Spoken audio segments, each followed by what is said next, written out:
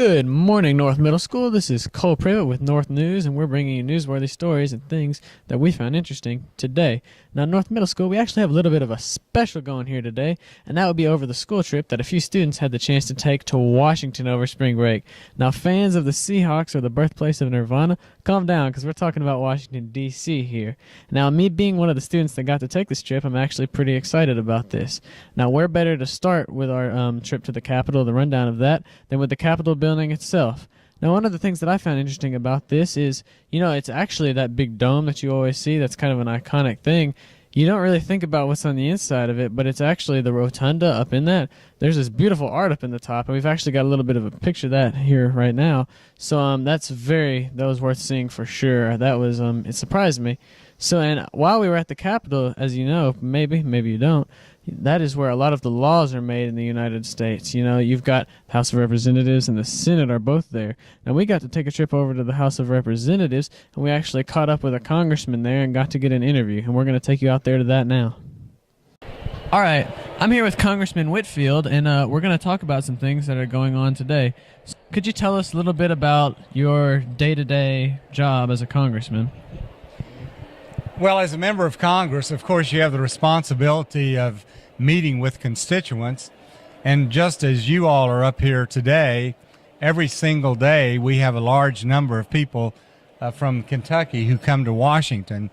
Some of them are farmers, some of them are in the railroad industry, some are teachers, some are doctors, some are transportation people, so some are Head Start people, education. So I spent a lot of time meeting individually with people from Kentucky who have issues that they're trying to resolve. In addition to that, we have legislative responsibilities. So I'm the chairman of the Energy and Power Committee. So we're involved with the energy needs of America. In addition to that, we have a lot of votes on the House floor, in committee, in subcommittee. So that's going on all simultaneously with meetings with constituent groups from the district. A lot of phone calls, a lot of emails, a lot of Republican Party conferences that we must attend as well. So it's very, very busy from early morning till late at night because there's so much going on all the time. Right. Well, that sounds like you have a pretty packed schedule. So is there any sort of hot topics going on as of recently that you might want to talk about a bit, or maybe just go on? Well, as many of you know, one of the prime goals that we all have is trying to create jobs and to strengthen our economy. And there are a lot of factors that affects our ability to be successful doing that. But one of the factors that's vitally important relates to energy. And specifically, what fuel do you use to produce electricity? And so I'm going to focus on electricity rather than fuel for transportation. But in Kentucky and as a nation, our entire country, we compete with other states and we compete with other nations to produce low-cost electricity so that manufacturers and people who create jobs want to build a plant in Kentucky and hire people to run that. In Kentucky, about 92% of our electricity is produced from coal because we have a lot of coal reserves in Kentucky. Nationwide, about 48% of all electricity is produced from coal. But I wanted to mention that to you because it's easy to forget when you go turn your light on or your television on. Electricity is just there and it comes on, but you have to have a good fuel to make it work. And you don't want it to be real expensive because if it's really expensive, then it's very difficult to create jobs in America. So that's one of the big issues that we face today. Okay. Well, thank you for that. And, okay, so lastly, we don't want to take up too much of your time, so we'll just get on to one last question. What advice would you give to someone interested into getting into this line of work, be it government, congressman, senator, whatever it may be? Well, of course, I think the most important thing, and that is to finish your education, be sure to go to high school and Some people, we have so many needs in America today. We have a lot of technical skills of which there's a real need, like heating and air conditioning and all sorts of technology and so forth. But I would certainly strongly recommend that you complete high school, that you complete a technical program, that you go on to college. Some of you will be teachers, some will be doctors, some will be lawyers. But it doesn't really matter what your expertise is from an educational standpoint, but you've got to be involved in the community.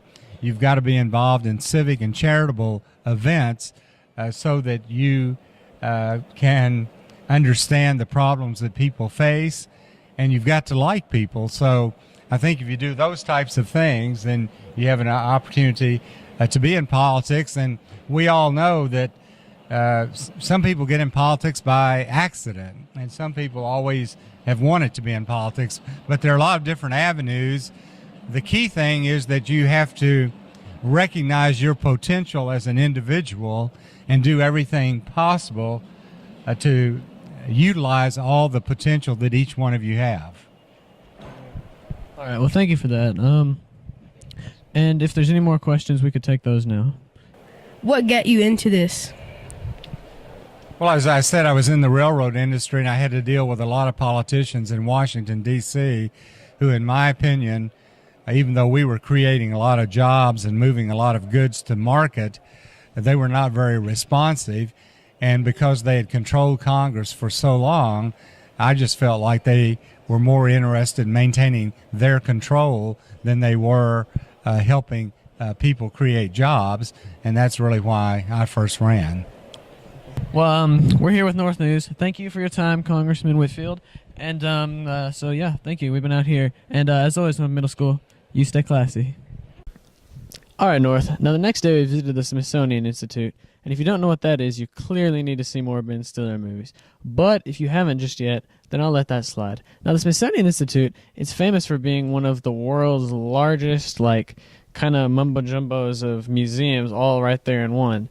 Now, I say that, what I mean is there's different buildings all dedicated to entirely different subjects. Now, you've got things from Native Americans all the way over to, the Air and Space Museum, and that was my personal favorite.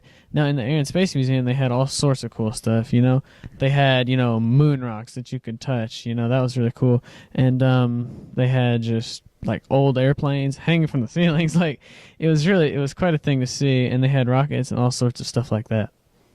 But like I said, there's so much more to this place than just one thing or another. So while the Air and Space Museum was cool down just the block a little ways, there was the American History Museum. And the amount of stuff they have there was just remarkable. We could barely make it through the door before we had to leave, just because there's just so much you could do and not enough time. But we the Star Spangled Banner is there, the Star Spangled Banner, the one they sang about, in the national anthem, the one you say at the ball game and then the game starts and that was there. So you got to see it, and it's so big, and you can see a picture here with someone standing beside it and really get an idea of that. So that was just another building that we got to saw, and that was also very interesting to see.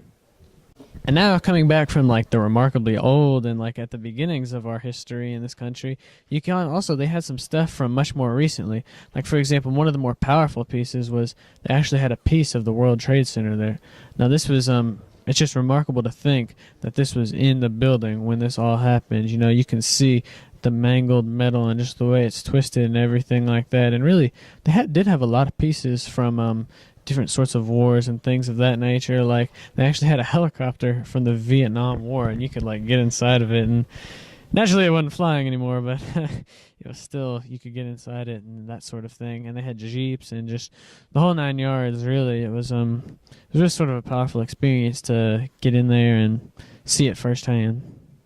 All right, and now the last little bit to talk about this thing here, not even technically part of the Smithsonian, but we thought it was cool anyway, and it was close. So we're going to count it because we're just crazy. All right. Now, anyway, we're talking about the National Archives. Now, this is the place where all sorts of famous documents that you've heard of are kept in this country. Now, we're talking everything from Bill of Rights, the Constitution, just all sorts of things like that. The Declaration of Independence, one of the greatest documents ever written, and to fit so much into such a concise piece of writing. But anyway, to move on from that, you can see that all there, and they've even got things that maybe you wouldn't have heard of, but it's equally as cool. Like the in the election between Jefferson and John Adams, they've actually got the paper and it says who voted for who in that. So yeah, they've got that there, and it's really cool to think, man, this is before even the way we do things today. They've got all sorts of this stuff kept, and it was really cool to see. I didn't get to go there personally, but I know people that did, and they said it was really just sort of a cool thing to do for sure. All right, North. Now, as you can see, the Smithsonian Institution, there's much more to it than just the cameos of it you might have seen in, Night at the Museum or The Day the Earth Stood Still. It's really all sorts of information. It's really just the amount that they can pack into a few blocks, just a few different buildings. It's really a cool thing to see, and I would highly recommend it if you have the means.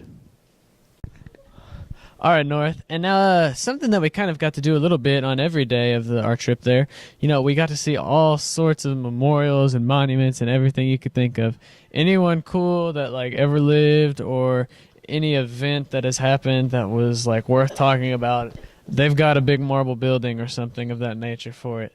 So let's get right into that now. All right, now one of my favorites as far as memorials and monuments and all those types of things go was the Lincoln Memorial. Now this really, you think you get it just from seeing pictures and everything, but when you're actually there, it's a sight to see. It's so much bigger than you could ever think it was. When you see it sitting up on the hill and everything, with the staircase leading up to it, it's I don't know, you have to do a double take to really take it all in. Now, to get into some facts about the Lincoln Memorial, on the top of it, there's actually a thin band going around, and it's of all the states that were in the Union when Lincoln was the president. And then up above that, they added another band, which was all of the states when the Lincoln Memorial was constructed.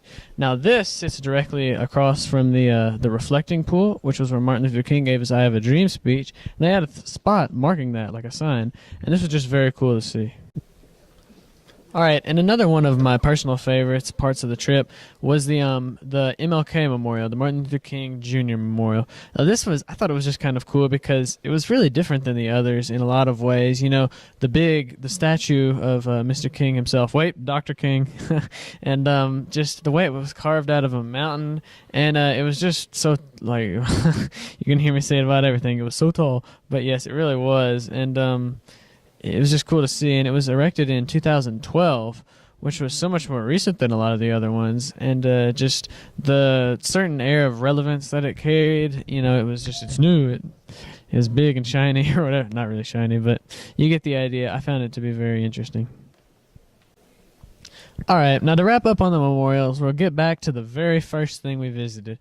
Ironic, because we're finishing with it. But anyway, it was the Jefferson Memorial. Now it was actually sitting out on the water, and it was really a good place to start, because when you come in and you see it sitting there, you really get a good view of the entire city. Standing in it, there's this one spot you can look straight out across, and you can see the White House, and then also looking across the river, the Potomac, you can see the Washington Memorial, which was a really special to get that view there, because we didn't get the chance to go see that just because of construction and everything. But the Jefferson Memorial is really cool because, as Nagel says, he was the greatest guy that ever lived ever in the history of everything.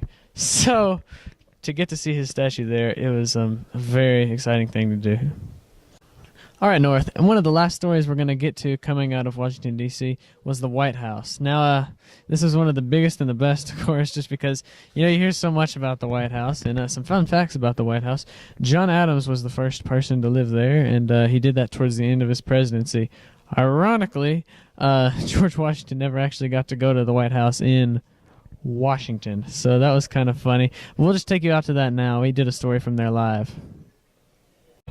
Good morning, North Middle School. This is Cole Privet here, reporting live from my house at Washington, D.C. Here we are. They locked me out. They changed the keys on me, but that's okay, because we're having a good old time anyway. We just saw a passing fleet of Segways, so it's hard to get much better than that. Now we're going to talk to some people here, live on the scene.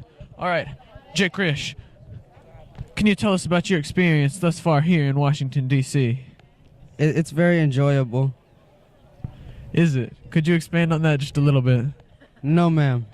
All right. Good talk here with Jake Risch. Now we're going to keep going on with this scenic backdrop. We're going to talk over here to Peyton Carter. How are you feeling about my house right now? Well, it's pretty awesome.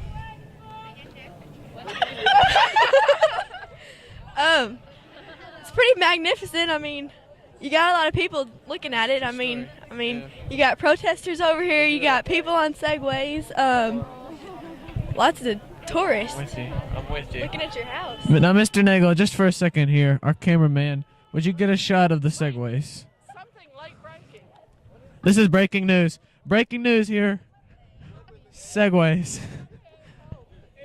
It's hard to get much better than that. So what? I don't want to intrude or anything. But hi there. We're doing this for North Middle School. Probably haven't heard of us. That's okay.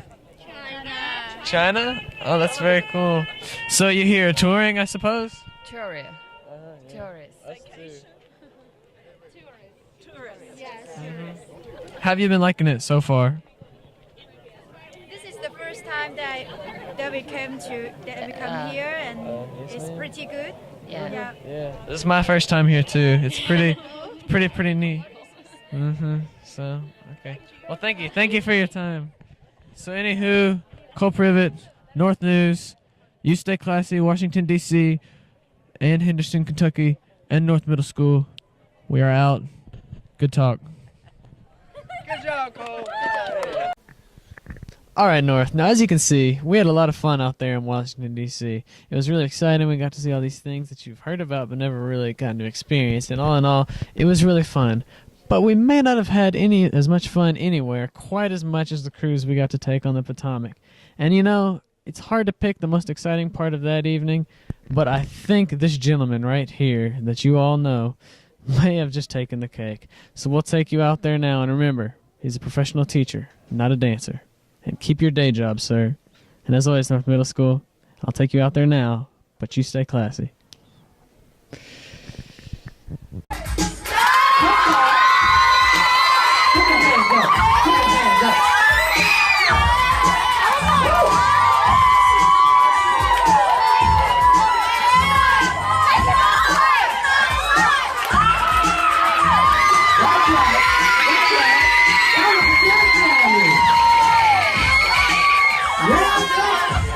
You got 10 seconds. 10,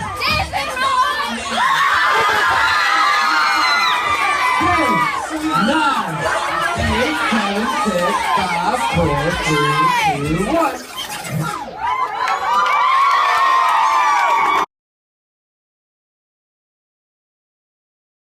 I don't know. I'm just trying to sound like I know what I'm talking about.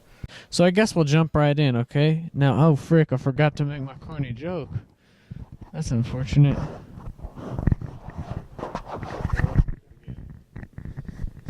The largest and most popular series of museums in the world. And I forgot what I'm supposed to say. Wait, let me just start again. You can cut it, can't you? Wait.